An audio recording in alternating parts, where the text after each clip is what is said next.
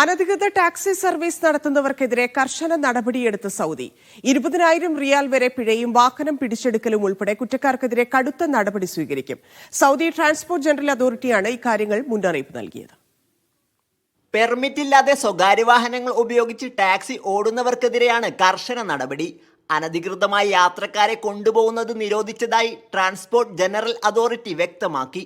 യാത്രക്കാരെ നിർബന്ധിച്ച് വാഹനങ്ങളിൽ കയറാൻ പ്രേരിപ്പിക്കുക, പിന്തുടരുക, യാത്രക്കാരുള്ള പ്രദേശങ്ങളിൽ ഒത്തുകൂടുക എന്നിവയും നിരോധിച്ചിട്ടുണ്ട്. ലംഘനം നടത്തി പിടിക്കപ്പെട്ടാൽ 11,000 റിയാൽ വരെയാണ് പിഴ.